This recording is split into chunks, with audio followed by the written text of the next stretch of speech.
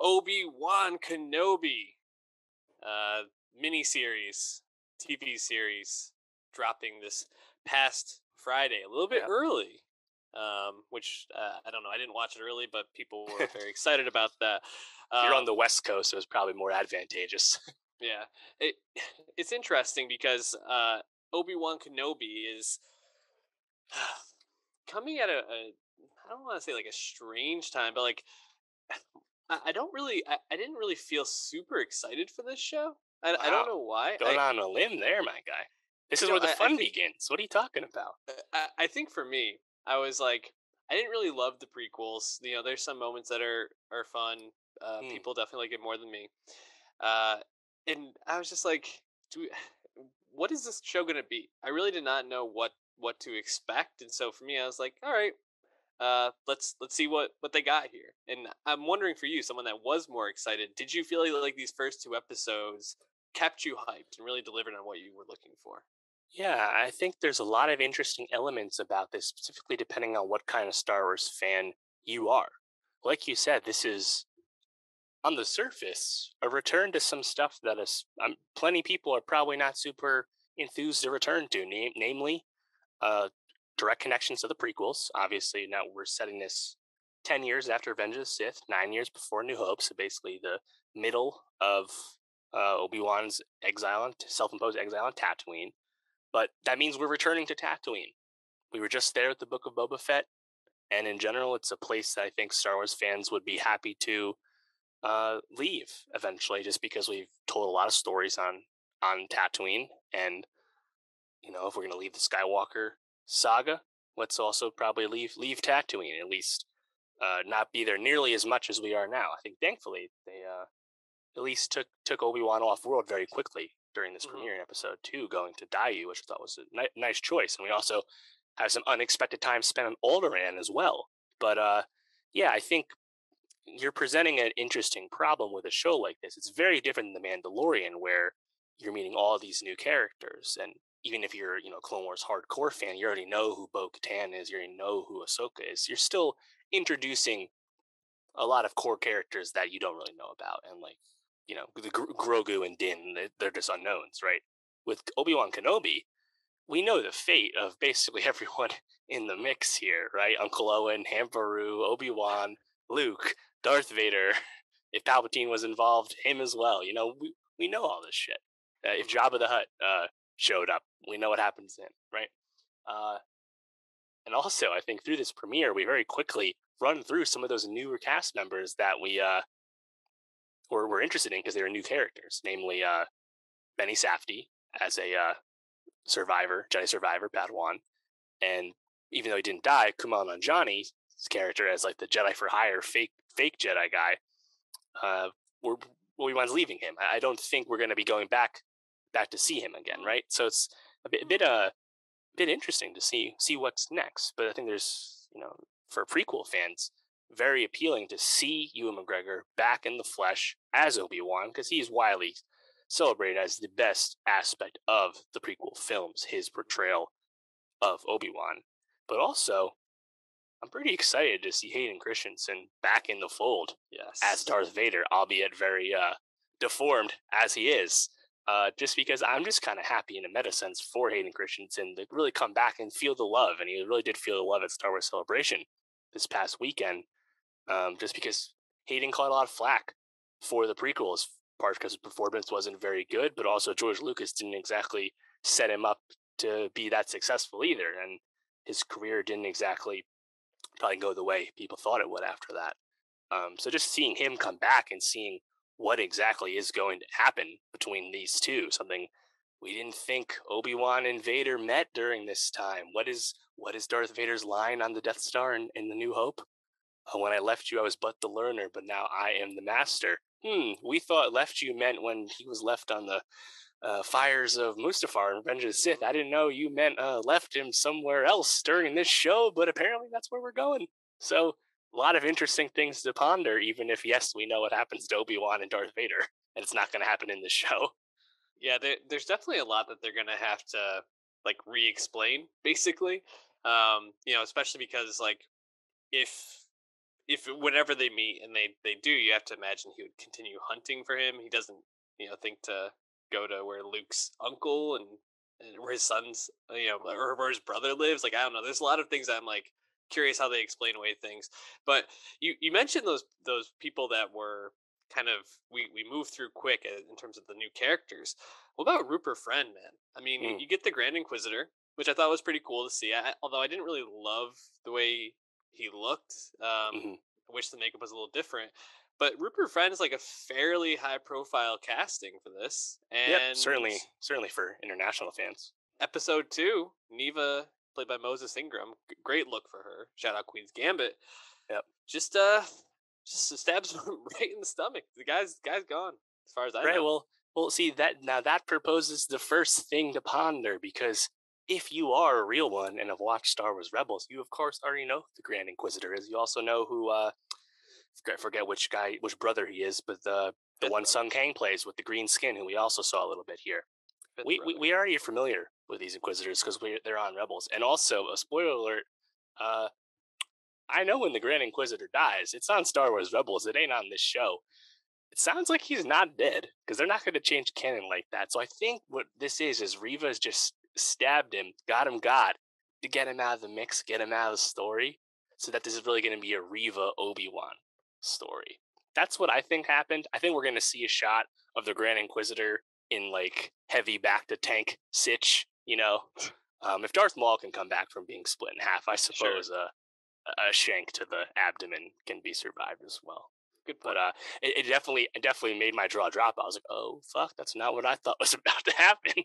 Yeah, And for to sure. the layman who hasn't watched Star Wars Rebels, which is many people, they're like, huh, this is a brand new character I was just introduced to, Hmm. all over the marketing. Is he dead? I don't think he's actually dead, but I think it was kind of a sneaky way to get him out of the story because he already exists in the overall storytelling of this time frame in Star Wars. So we're going to focus on a brand new Inquisitor character, which of course is the third sister, aka Riva, and Hmm. her interest in Obi-Wan, which seems to be a bit more elevated beyond what anyone would expect. I think there's another notable thing to ponder, which is that Riva knows that Darth Vader is Anakin, which is a not common knowledge at this time, as Obi-Wan's reaction would tell you. So more questions about who Riva is definitely come to mind. And I expect we're going to find answers to all this because we know that we're going to see some Vader action later too. Well, I assume she's one of the kids from the Yeah, Order 66 preview we get in the beginning, right? She's got to be. it's got to be right. She probably saw Anakin cutting people down, or something happened along those lines. Because how else would she have this information? She wasn't going to Yeah. get it. The other Inquisitors don't know. Vader is not going to tell her this shit, so it has to be something else. And I think that Order 66, which is really cool, just to see it again, just like when we Hmm. saw it on a Bad Batch as well with the flashback there. Just cool to see Order 66. So cinematic Legendary. in its tragedy whenever you see it. Hmm. Yeah, you have to figure like that. That's what that's there for, right? Gotta be. Um, so a couple of questions for you, and just to like hear your temperature on some of these things.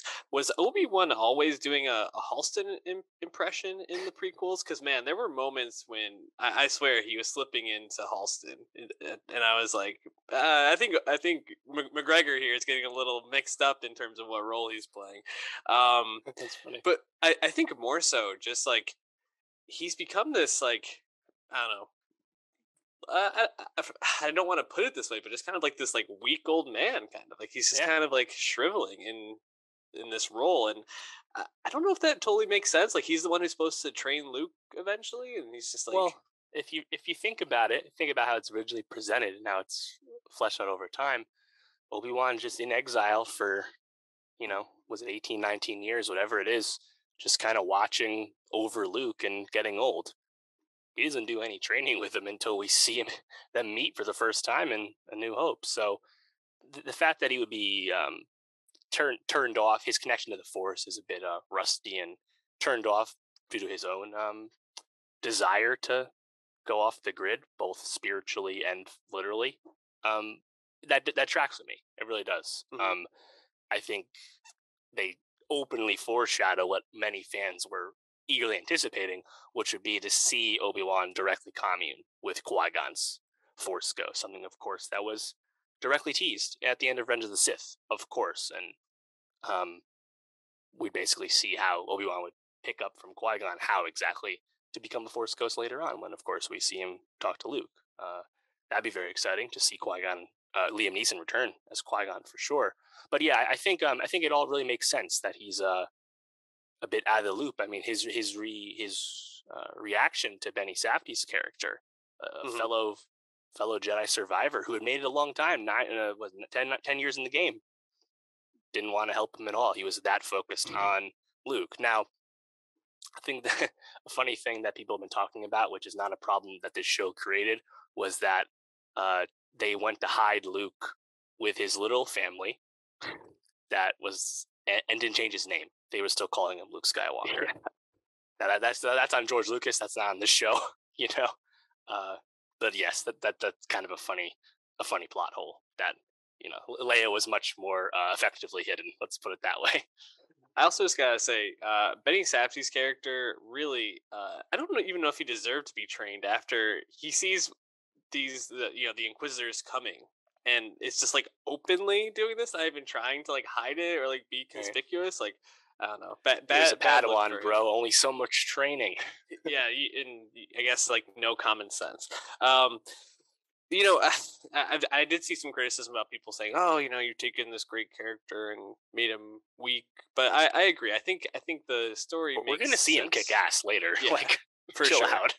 Yeah, for sure. I do think one thing that is becoming a little bit of a problem, and I don't expect it to go on throughout the whole thing, but this Star Wars really leans into this like adult protecting a child storyline.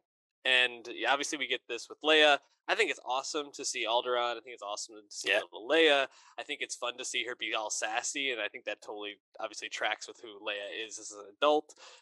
So I love all that stuff, and I'm not complaining about it, but it just made me be like, this feels a little familiar. I think we've seen this story a few times. Well, if you think about the genesis of this series was originally one of the spin-off films. It's going to be directed by Stephen Daldry, lest we forget. And then after Solo went the way it did, they kind of pivoted to a series that was going to be written by Hossein Amini, who's still credited here. Then they did a complete rewrite on this series because it was almost too familiar to the Din Grogu dynamic, the lone wolf and cub adult protector situation, as you just said. Now, I think what the change is here is that I think Leia is going to be returned and not on the show for the majority of these upcoming episodes. I don't think we're going to see too much more of that. So it was like, yes, this is exactly something we've seen before, but I think it's going to kind of end, and then we'll really see like what does Reva and Obi-Wan and Vader get up to. Yeah, but if that's exactly how it goes, I think it's a really fun, little entry and way to get Obi-Wan off world, get him back in the swing of things, and an excuse for us to see Jimmy Smits as Bail again, because why not? Yeah, no, I agree. That's why I said I don't expect it to be something that's ongoing for the series, but we'll keep our finger on the pulse. I mean, tell me what other things really worked for you, or maybe things that you didn't like so much about these first two episodes. Yeah, I thought going to Daiyu was pretty cool. I thought that world building was nice. Again, change of pace from Tatooine, but right off the bat when you see like an old clone panhandling, that was pretty cool. Tamora Morrison all in makeup too. But then towards the end of that, like you see like Reva like stooped on the ceiling, like in your on the rooftops in your background there. I just thought that was a pretty cool setup for a new world, and I actually really enjoyed Kumail as this kind of guy, being a fraud, being a fake Jedi, grifting people effectively, even if he is he is helping people. So where he is sending Leia and Obi-Wan to help them escape, another open question that we'll of course have answered shortly. We have to figure, but yeah, I think I'm excited to see how they tell us things about what Reva's up to. Moses Ingram was getting a bit of flack, unfortunately, for the portrayal, which I didn't really get. I mean, I thought she was playing a very cocky, confident person, which totally tracks with what a rogue Inquisitor would feel like, and that's clearly what she is now. So I really didn't get it that like. Now I saw some people saying that Obi-Wan chasing after Leia in the streets and running at half speed. It felt like as if he was really chasing after his toddler or something. I'm a bit more sympathetic to that as criticism, but like I thought the Reva stuff was pretty fun, honestly, and I like that them assumingly getting the Grand Inquisitor off the board is setting up her to be more or less unshackled from a plot perspective, and then she can really, Deborah Chow and everyone can really let the character flap her wings because it's not a character that has previous canon connections. Yeah. If you think about it, first two episodes cover almost everything in the trailer. We've seen basically everything in the trailer already, so that's also pretty exciting. Yeah, I'm excited to see where it goes. I think we're gonna get some really awesome moments, like you mentioned, the Qui-Gon moment, the Darth Vader, Ben Kenobi duel again. There's gonna be a lot of really fun stuff to come. So, yeah. Honestly, I think one thing that definitely not a guarantee, but I would love to see some kind of prequel flashback where you see Hayden in the true flesh, and just like him and Obi-Wan just like having a scene or something. You know, like to imagine we get that too. I mean, that would be awesome. Awesome for Hayden Christensen for sure. To really get something like that, and I think if that was to happen, it would only be like probably a brief bit of like one episode. It's not going to get a lot of that, but that would be pretty sick, honestly. Any last thoughts? Or are you ready to move on to some other television? I would say that visually, I think the show still looks very impressive. This is notably not produced by Dave Filoni and Jon Favreau, like Mando, like Ahsoka will be, things like that. This is Deborah Chow and Ewan McGregor as like the key EPs here, and I still think it looks really awesome. And Lucasfilm is honestly cleaning Marvel's clock when it comes to the visuals on these Disney Plus series. I think it's pretty obvious.